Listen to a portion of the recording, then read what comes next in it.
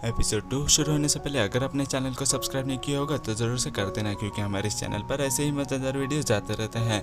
Episode 2 की शुरुआत में नैन्सी को दिखाया जाता है, जहाँ पर वो तो सुबह सुबह ब्रेकफास्ट बना रही होती है और तभी यूएन भी उठ जाता है और उसको चिपक जाता है। वो कहने लगता है गुड मॉर्निंग बेबी। ये बोलने के बाद तभी वो लोग काफ़ी ज़्यादा अच्छा टाइम स्पेंड कर रहे होते हैं, पर तभी वहाँ पर बेल बज जाती है और दरअसल और कोई नहीं बल्कि कॉन्ग आ गया होता है। इस वजह से वो तो भागकर चेंज करने जाती है, क्योंकि उसने कपड़े काफ़ी ज़्यादा छोटे पहने हुए थे। कॉन्ग को दिखाया जाता है जहाँ पर वो अपने ग्रैंडपा के साथ आ गया होता है। वो कहने लगता है कि दरअसल ग्रैंडपा मेरे यहाँ पर आंटी भी रहती है और वो बहुत ही ज़्यादा अच्छी है।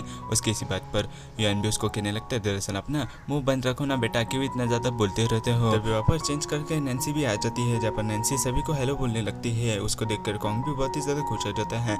ग्रैंडमा बोलने लगती है कि दरअसल बेटा ये तुम्हारी बहू है क्या, नहीं हमारी। उसकी इसी बात पर वो कहने लगता है कि दरअसल मम्मी जो सोच रहे हो आप बिल्कुल भी नहीं है, पर वो तो कुछ भी नहीं बोल पाते। इस वजह से वो लोग अपना खाना एंजॉय करने लगते हैं, जहाँ पर उन लोग का ब्रेकफास्ट तो बहुत ही ज़्यादा सही था। इस वजह से वो लोग तो बहुत ही ज़्यादा खुश थे। जहाँ पर नैन्सी कहने लगती है कि दरअसल मुझे ये बिल्कुल भी पसंद नहीं है, पर उसको यूएन ज़बरदस्ती खिलाता है। वो कहने लगता है कि दरअसल ये तुम्हारे हेल्थ के लिए बहुत ही ज़्यादा सही है। कौन कहने लगता है देखा ग्रैंडमा कितने ज़्यादा ही मेरे पापा ध्यान रखते हैं इसका, और वैसे भी मेरी आंटी बहुत ही ज़्यादा मस्त है, क्यूट आंटी।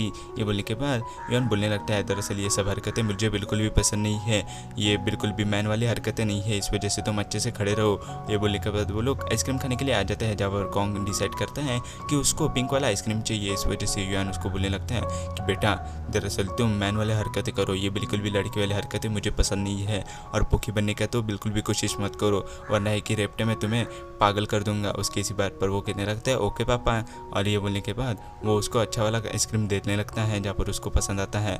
वो लोग फिर से घर पे आ जाते हैं, जहाँ पर उसकी ग्रैंडमा तो बहुत ही ज़्यादा खुश थी, क्योंकि उसने तो बहुत ही ज़्यादा कलेश वाला फाइट करवाया दिया था इन दोनों के बीच में, क्योंकि उन्होंने तो बहुत ही ज़्यादा सही वाली स्टोरी तब तक बोल दी थी नैन्सी को, और नैन्सी को ये स्टोरी सुन के बहुत ही ज़्यादा बुरा लग गया था, क्योंकि उनको पता लग गया था कि दरअसल इसका क्या आखिर चलता है। उसकी इसी बात सुनते ही नैन्सी को तो दिमाग में वही चल रहा था कि आखिर ग्रैंडमा ने क्या क्या उसके सामने बोला था। इस वजह से इसको तो बिल्कुल भी यूएन को आइडिया नहीं था। वो कहने लगता है कि दरअसल हमारा बेटा कितना अच्छा दिख रहा है ना। वो कहने लगता है कि आखिर तुम्हें क्या हुआ, मैं कब से नोटिस कर रहा हूँ ग्रैंडपा जाने के बाद तुम बहुत ही ज़्यादा सैड फील कर रहे हो, तुम्हें क्या उन्होंने कुछ कहा है क्या। वो कहने लगती है कि हाँ दरअसल उन्होंने कहा है कि दरअसल तुम्हारी पहले बीवी थी, और वैसे भी वो तुम्हारी रियल बीवी नहीं थी, और वैसे भी कॉन्ग तुम्हारा रियल बेटा नहीं है, तुमने अडॉप्ट किया है, क्योंकि तुम्हें बहुत ही ज़्यादा बुरा लग रहा था कि कॉन्ग को कोई भी संभाल नहीं रहा था, इस वजह से ही तुमने अडॉप्ट किया था।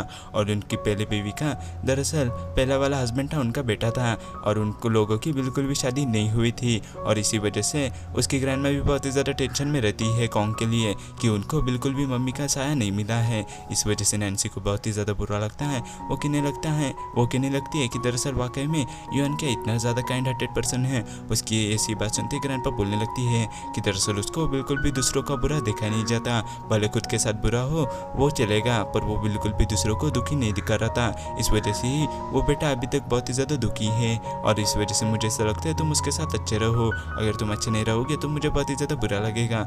उसकी इसी बात सुनता ही यूएन उसको बोल देता है कि हाँ दरअसल मेरा कॉन्ग रियल वाला बच्चा नहीं है। उसकी इसी बात पर वो तो बहुत ही ज़्यादा बुरा फील कर रही होती है, क्योंकि वो अपने रियल वाले बेटे की तरह ही उसे संभालता है।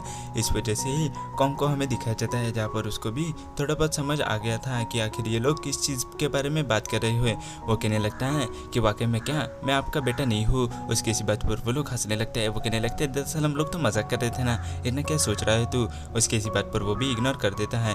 थोड़ी देर बाद हमें घर का सीन दिखाया जाता है, जहाँ पर वो कहने लगता है कि आज का दिन वाकई में बहुत ही ज़्यादा मस्त गया, पर मैं आप दोनों की बातें सुनी तो मुझे बहुत ही ज़्यादा बुरा लगा कि मेरी दरअसल रियल वाली मॉम वो बिल्कुल भी एग्जिस्ट नहीं करती है अभी इस दुनिया में। क्या ये सच है? और वैसे भी मैं बिल्कुल भी यूएन का बच्चा नहीं हूँ क्या, मतलब मैं मेरे पापा का रियल बच्चा नहीं हूँ क्या। उसकी इसी बात पर तो नैन्सी उसको समझाने की कोशिश कर रही होती है। वो कहने लगते हैं दरअसल ऐसा बिल्कुल भी नहीं है, हम लोग तो सिर्फ मजाक कर रहे थे। और ये बोलने के बाद उसे को सुला देते हैं। नैन्सी यूएन को बोलती है कि दरअसल ये सीक्रेट बिल्कुल भी उसे को पता नहीं लगना चाहिए, और ये सीक्रेट सिर्फ और सिर्फ हम दोनों के ही बीच में रहना चाहिए। अगर उसको पता लग गया तो वो बिल्कुल भी अच्छा नहीं रहेगा, वो पूरा का पूरा हार्ट ब्रोकन हो सकता है।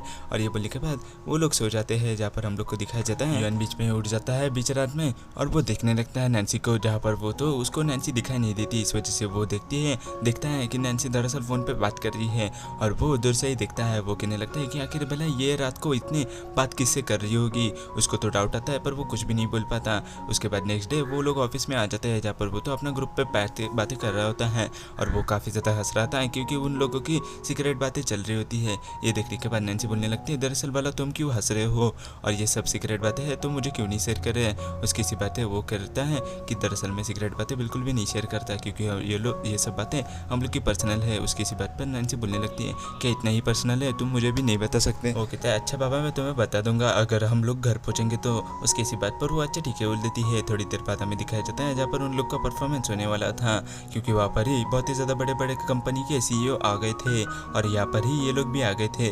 वो बोलने लगते हैं कि वाकई में ये हमारा प्रोजेक्ट बिल्कुल भी छूटना नहीं चाहिए क्योंकि इन लोग के ऊपर हमने बहुत ही ज़्यादा हमारे टीम की तरफ से और हम लोगों ने बहुत ही ज़्यादा मेहनत की है।